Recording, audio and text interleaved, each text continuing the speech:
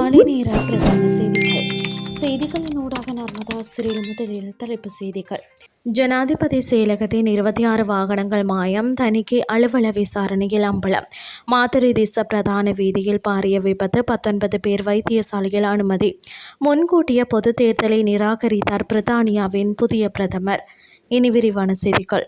ஜனாதிபதி செயலகத்தின் பேரில் மோட்டார் போக்குவரத்து திணைக்களத்தில் பதிவு செய்யப்பட்ட 26 வாகனங்கள் இருந்ததற்கான தகவல்கள் இதுவரை சரிபார்க்கப்படவில்லை என்று தேசிய தணிக்கை அலுவலகம் வெளிப்படுத்தியுள்ளது. இந்த வாகனங்கள் காணாமல் போனதா அல்லது ஏதேனும் நிறுவனம் அல்லது நபரிடம் ஒப்படைக்கப்பட்டதா குறித்த தணிக்கை துறைக்கு எந்த எழுத்துப்பூர்வ அறிக்கையும் அதிகாரிகள் சமர்ப்பிக்க தவறியுள்ளதாக தெரிவிக்கப்படுகிறது.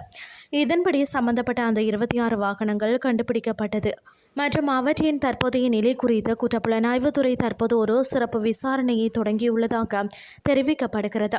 2025 மே 28 அன்று இந்த வாகனங்கள் தொடர்பாக குற்றப்புலனாய்வுத்துறை விசாரணைகளை நடத்தும் என்றும் ஜனாதிபதி செயலகம் தணிக்கை பிரிவுக்கு தெரிவித்துள்ளது. எனினும் இந்த ஆண்டு மார்ச் 19 அன்று கூட அந்த வாகனங்கள் இருந்ததற்கான ஆதாரம் சரிபார்க்கப்படவில்லை என்று தணிக்கை அறிக்கை மேலும் சுட்டிக்காட்டியுள்ளது. மாத்தறை தேச பிரதான வீதியில் வீரவில பகுதியில் இடம்பெற்ற விபத்தில் 19 பேர் காயமடைந்த வைத்தியசாலையில் அனுமதிக்கப்பட்டுள்ளதாக தகவல் வெளியாகியுள்ளது. காயமடைந்தவர்களில் 11 ஆண்களும் 8 பெண்களும் அடங்குவதாக காவல்துறையினர் தெரிவித்தனர். திஸ்ஸ மகராமவில் இருந்து மாத்தறை நோக்கி பயணித்த தனியார் பேருந்தொன்று வீரவில பிரதேச செயலகத்திற்கு அருகில் வைத்த மோட்டார் சைக்கிளுடன் மோதியதுடன் கட்டுப்பாட்டை இழந்து வீதியை விட்டு விலகி அருகில் இருந்த மரத்தில் மோதியதில் இந்த விபத்து சம்பவித்துள்ளது. விபத்தில் காயமடைந்தவர்கள் தெபரவெவ வைத்தியசாலையில் அனுமதிக்கப்பட்டுள்ளதுடன் தீவிர நிலையில் இருந்த 4 மேலதிக சிகிச்சைக்காக கம்பாந்தோட்டை வைத்தியசாலைக்கு மாற்றப்பட்டுள்ளனர். இனி வெளிநாட்டு செய்திகள். பிரித்தானியாவின் புதிய பிரதமராக பொறுப்பேற்றுள்ள ஆண்டி பர்ன்காம் முன்கூட்டியே பொது தேர்தலை நடத்தும் எண்ணம் தமக்கு இல்லை என்றும் அறிவித்துள்ளார்.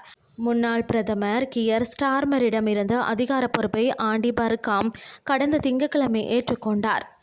இதனையடுத்து நாட்டின் அரசியல் மற்றும் பொருளாதாரத்தில் கடந்த 40 ஆண்டுகளில் இல்லாத அளவிலான மிகப்பெரிய மாற்றங்களை மேற்கொள்ளவுள்ளதாக அவர் அறிவித்திருந்தார். இந்த நிலையில் ரீபார்ம் UK கட்சியின் தலைவர் நைஜல் பாரேஜ் புதிய பொது தேர்தலை நடத்த வேண்டும் என்று வலியுறுத்தியிருந்தார்.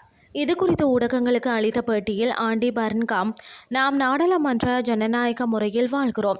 2024 பொது தேர்தலில் மக்களுக்கு வழங்கப்பட்ட தேர்தல் அறிக்கையின் அடிப்படையிலேயே நான் செயல்படுகின்றேன். அதற்குள் எனது அணுகுமுறையில் மாற்றங்களை கொண்டு வருகிறேன்.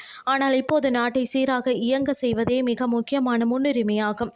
இந்த நேரத்தில் பொது தேர்தலை நடத்துவது அந்த முக்கிய பணிகளை தாமதப்படுத்தும் என்றும் தெரிவித்துள்ளார். இந்த நிலையில் 2024 பொது தேர்தலில் மக்கள் வாக்களித்த வேறு தலைவரின் தலைமையிலான கட்சிக்காக என்பதால் புதிய பிரதமர் பொதுமக்களிடம் புதிய ஆணையை பெறுவதற்காக பொது தேர்தலை நடத்த வேண்டும் என்ற கருத்தும் நாட்டில் பரவலாக நிலவி வருவதாக பிரித்தானிய தரப்புகள் சுட்டிக்காட்டியுள்ளன.